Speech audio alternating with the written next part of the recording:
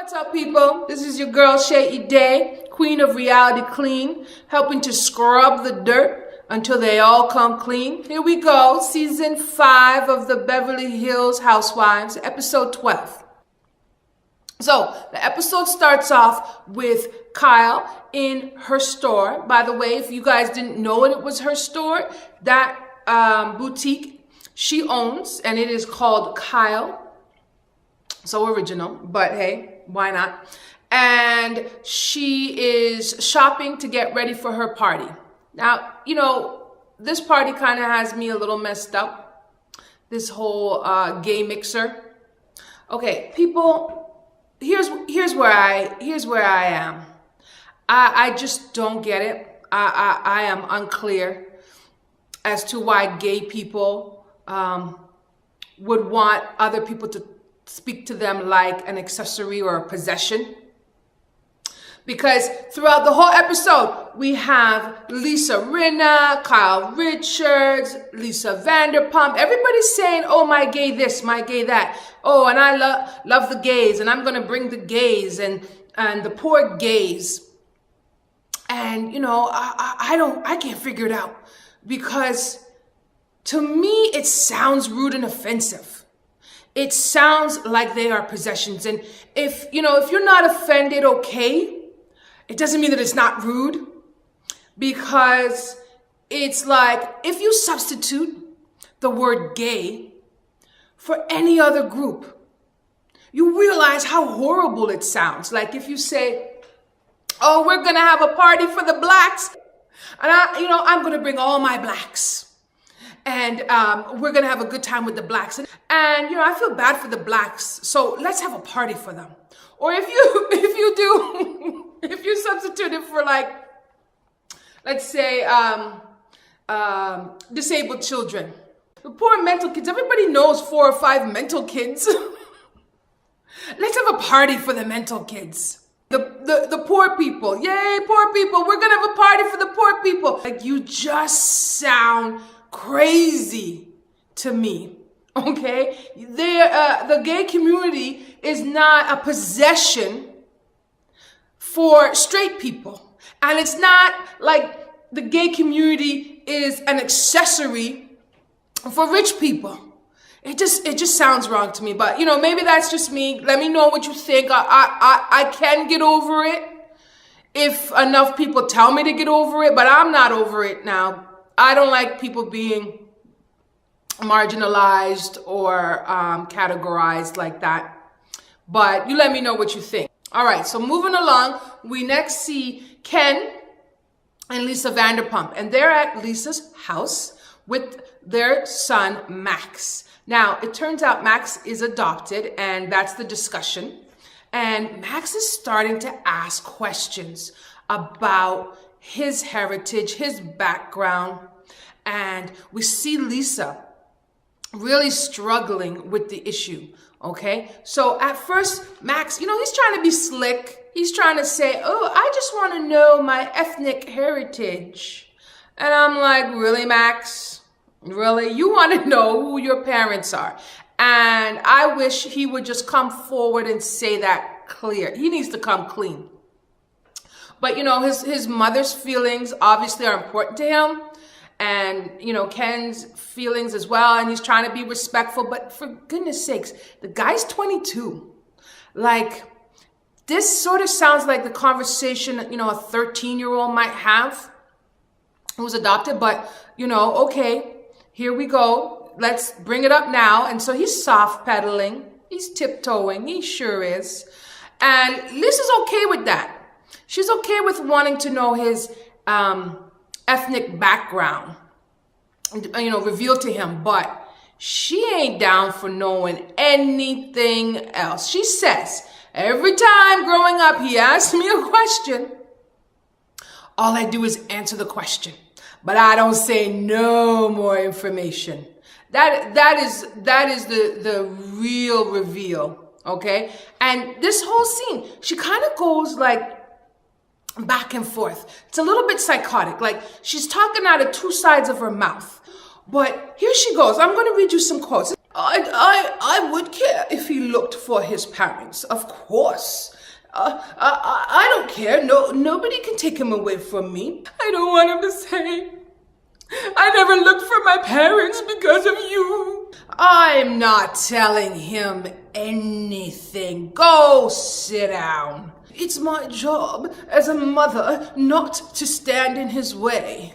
Next, we see Kim and Brandy over at Kim's house. And they're basically talking about how Kim is doing since she was at the hospital with her bronchitis. No, I mean ulcer. No, wait, it wasn't an ulcer. What was it? Oh, pneumonia. Oh, yeah. Oh, wait, now we see, actually, it was a herniated disc. Maybe it was for substance abuse. Nah, couldn't be substance abuse. So what we have is Brandy. She's trying to be slick again, and she's there asking Kim, so, who have you seen lately? And everybody that Kim mentions, oh, I've spoke to this, I spoke to that person, Brandy doesn't care. But as soon as she says, oh, I spoke to my sister earlier today, you see Brandy, she pulls one of those hold your breath kind of looks, like where she goes, here we go, here she goes.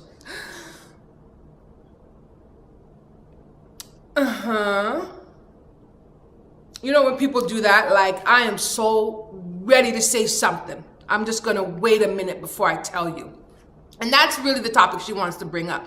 Brandy is bashing Kyle, saying that Kyle is this and she's not there for you. And poor Kim, I just want someone to love you and support you.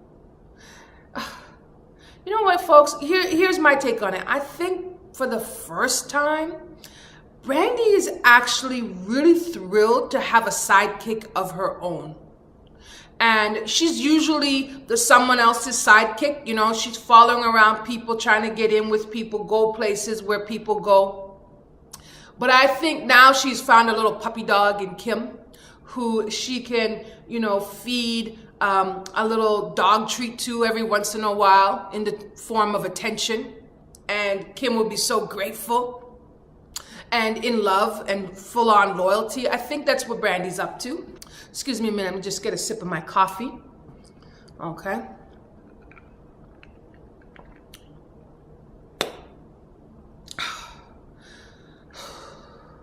It's just coffee. Okay, people, it's just coffee.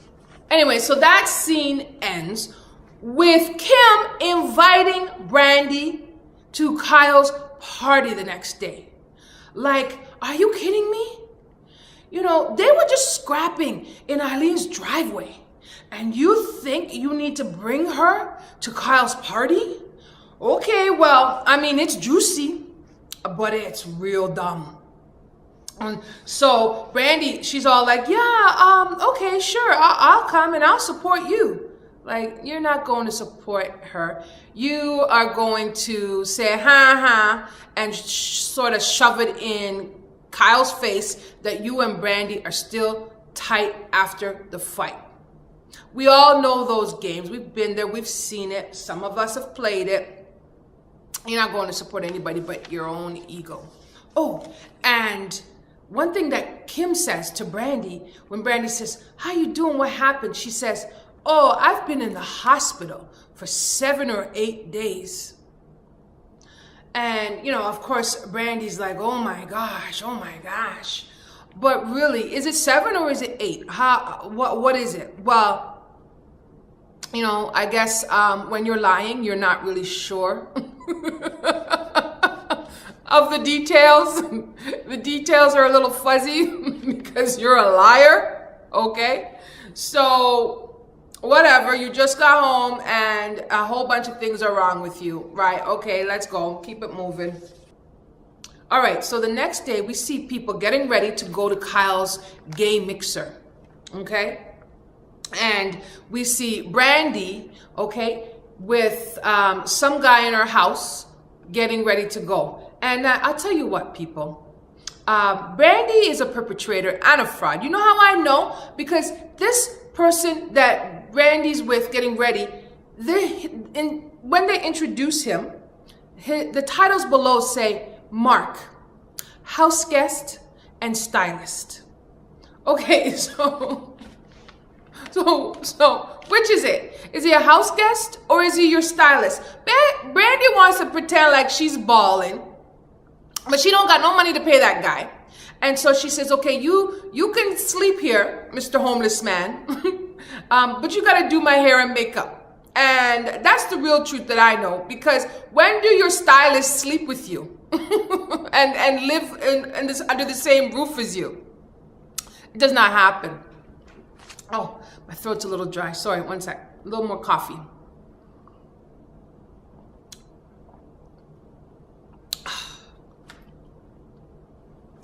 Just coffee. All right, so here we go. Let's move on to the party, because this is where it goes down. Are we ready, people? Are we ready for the showdown? Here we are, ding, ding, ding. Kyle Richards versus Brandy Glanville. So at the party, we have Eileen there, Lisa Rinna, Lisa Vanderpump, all these fabulous gay possessions, you know, have scrubbed up and put on their best clothes, and they've, you know, made sure to arrive as they're told. But and then we see Kim and Brandy enter the building with their gay sidekick, Mark.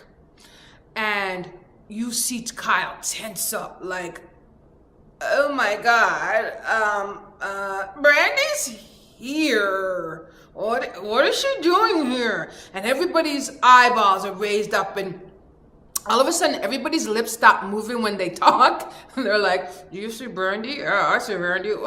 Isn't that Brandy over there? How come she's here? Right? And we see Kim go right up to Kyle and trying to say hi and, hey, I brought you a surprise. It's Brandy. You can make up now. Okay, by the way, folks, Kim, she's still acting wasted to me. She kind of is, right? And she's a little bit slurry. And if you look at a couple episodes ago, she was talking clear and nice and smooth. And now she's on a slower speed. So I think she's still substance abusing, but you know, I can't say for sure at that time, but she's sure acting like it. And you know, Kim is saying to her, nice to see you. What is your friend doing here? And maybe you could have texted me and given me a heads up. Really, what you didn't want a heads up, Kyle. You wanted to tell her no before they got here, and I don't blame you. Okay, but you know, damage is done, and Kyle tries to make the best of it. She tries to say hi, all right, but it's all fake, and you know, everybody knows it's fake. But you know what? She's better than I would have done. I wouldn't have tried to say hi. I'd have made sure to say bye. But okay, here we go. And then she's trying to talk to her sister for 2 minutes, saying, you know, what's up with you, and why are you bringing this argument around? And Kim just saying, oh, I'm trying to make peace. I'm trying to make friends. So afterwards, when Kyle goes up to Brandy and actually apologizes to Brandy, and I'm like, what? What are you apologizing about? Oh, sorry for putting your arm down. Okay. What do we say about that? Where do we go when somebody is on the level of apologizing for the most ridiculous randomness? Well, you would think Brandy would say, oh, okay, yeah, I get it. And I'm sorry too. Brandy's like, yeah, well, you shouldn't have done that. And Kyle made sure she did try and stand up for herself, and she tried to state her case, but it was lame because you shouldn't have been talking to her in the first place. Okay, you should have kicked her ass right the hell out. But when Kyle is saying, don't come between sisters, you stay out of it, you know, we're just trying to talk and you got in the way, that just gave Brandy the excuse that she needed to tell off Kyle. And she's saying, really, Kyle? That's what happens when you touch me. Don't touch me. Don't scratch me. Don't do anything to me. And Brandy was not even trying to hear any of Kyle's points. Okay? It was a waste of Kyle's breath. And when she's saying, then she starts in on her, I'm there for your sister. You're not. Okay? She calls me. She doesn't get any support from you. And here we see Kim sitting there. Kim is trying to stay awake right now. Has anyone noticed that she's having trouble sitting, or rather standing straight? She really is looking for a bench somewhere, okay? She just wants this fight over and kiss and make up so that she could go lie down and sleep off the drugs, okay? And when this is all happening, Kyle turns to Kim and says, Kim, do you hear what she's saying? Well, that was it for Kim, okay? The gloves were like taken off. She's like, really, Kyle? Why would you do that to me? Why would you put me in this position? Why are you turning this on me? And I think she thought she was making sense. But to everybody else, including Kyle, Kyle's like, what are you talking about? I'm just asking you if you hear the things that are being said right in front of you. And so now Kim is warring with her, and she's had it, and she goes and sits down somewhere, and Kyle follows her. Kyle, you know what, Kyle? Sometimes you just gotta let people be mad with you and come back when they're ready to not be mad. Okay, that's my advice to you, Kyle. You chasing people who are angry, if it makes them feel like they're justified in their anger, even when they are clearly not. Okay, but when they start arguing or discussing, here comes Brandy. Insert one big tall bitch to run her mouth, and Kyle's trying to tell her, stay out of it again. Okay, you are not wanted in this conversation. You are not wanted. And here's Brandy. Really? Neither are you. Go ask your husband. Now, folks, how did Kyle stay seated? Because those are words that would make anybody jump up. Like, what did you say about my husband and me? Okay, but Kyle, you know what? She is focused. She is trying to get through to her sister and mend and repair and get some clarity. She let Brandy escape again, okay? One more lucky day for Brandy to keep all her teeth. But Brandy isn't done. She doesn't let her finish. She doesn't let them talk in private. She's like, come on, let's go, let's go. Come on, Kim. And she starts to try and take over again. And although Kyle is begging her, Kim is like, it's your fault, Kyle. This is because of you. I am mad with you. I am defending myself. You have attacked me, and I'm sticking up for me. Again, very slurry, very messy type of speech. But, it's the same story. So in the end, Brandy said, let's go. Now, remember, Kim cannot really walk straight by now. The drugs and alcohol have started to sort of seep into all of her body, and she's like putting her hands on her head like, I'm just gonna stay here for a minute, just for a minute.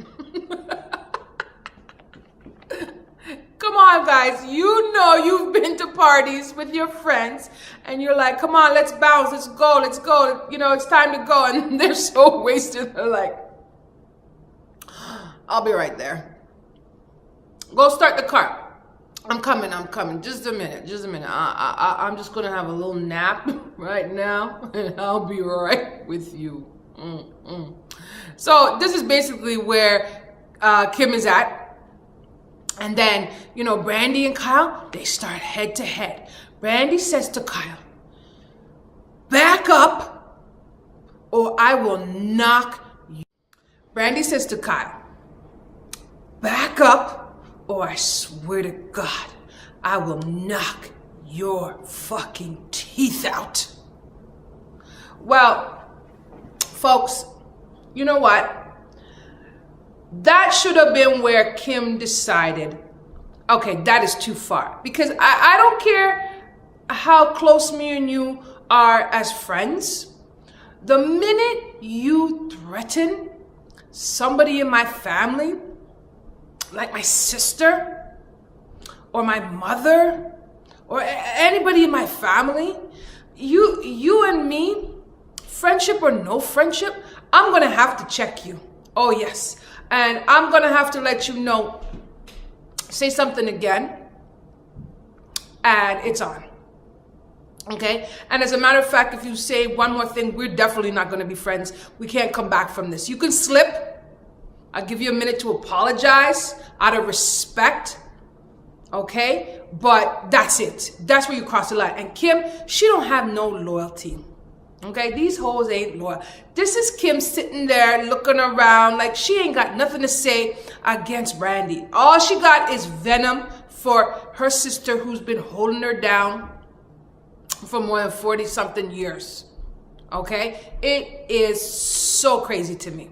I want to hear what people think. If you think that Brandy crossed the line by disrespecting the relationship that they have, threatening to knock her teeth out, it's too far for me. Is it too far for you? You let me know. But after that, I guess Kyle realizes, you know what? This is not gonna work. In her head, she's playing the tape. She's reliving the last few days, and you know what? It dawns on her. There's really only one response left. And that's when Kyle decides to go at it directly to Kim. And you know what? She says, you know what, Kim? Fuck you. All right? And she turns around and she is bounced. She's gone. That is the best line of the whole episode, people. Sometimes you are arguing, explaining, and begging and questioning and answering people, when really there's only one thing that needs to be said. And that's what Kyle gave her sister. She gave her sister a fuck you, hand delivered, turned around and walked away. And it's over. Kyle's upset. Brandy's upset. Kim is drunk. High. Both. I don't know what she is, but that's what she is. There you go. And the episode's done. Also, too, I want to let you guys know that if you like what you hear, hit the like button and subscribe. You can check out my other reviews for The Real Housewives of Atlanta. Those were quite fun. I think you'll enjoy it. And also check out my segments called Scrub Down by Chay Eday, which are just short, quick little segments where I pick a topic and I scrub it down. The two scrub downs I have out now are one for Camille Cosby. That's right, okay? All the haters form a line to the left. And the other scrub down I have is, why do some rich celebrities not have time to raise their own kids? And yes, I do scrub it down. All right. Now I want to give a couple shout outs. One shout out to True Blue. You know who you are. Much love. Shout out to Sandy D for supporting. And extra special shout out to my personal friend, my girl named Missy. Missy and me were talking, and Missy says, Brandy Glanville is a dog shit vampire. So I said, Missy, what do you mean by that? And she says, you know how regular vampires, they like to drink blood? Well, Brandy, she likes to drink dog shit. Somebody get Brandy a straw and some wet wipes.